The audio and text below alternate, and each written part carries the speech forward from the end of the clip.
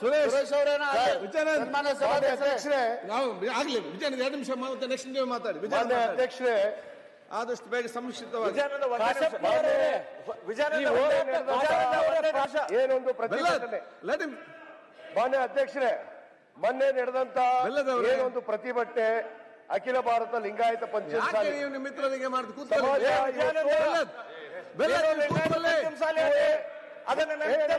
ನಿಮ್ಮಿಂದ ಕಲಿಬೇಕಾಗಿಲ್ಲ.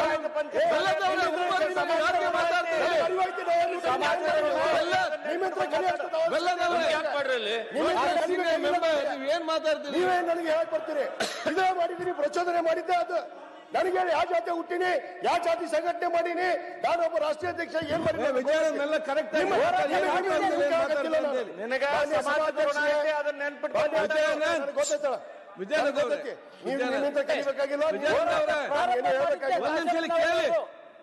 ನೋಡಿ. ಮಾತಾಡುವಾಗ ಸಮಾಧಾನದಿಂದ ಎಲ್ಲರಿಗೂ ಕೇಳುವಾಗೆ ಬೊಬ್ಬಾಗಿ ಏನು ಯಾರಿಗೂ ಕೂಡ ಅರ್ಥ ಆಗುದಿಲ್ಲ. ಮಾತಾಡಿ ಸುಖ ಇಲ್ಲ. ಏನ್ ಬೇಗ ಗಡಿಬಿಡಿ ಮಾಡಬೇಡಿ. ಟೈಮ್ ಕೊಡುವ ನಿಮ್ಗೆ. ಸಮಾಧಾನದಿಂದ ಆರಾಮದಲ್ಲಿ ಕರೆಕ್ಟ್ ಆಗಿ ಮಾತಾಡಿ, ಪಾಯಿಂಟ್ ಮಾತಾಡಿ.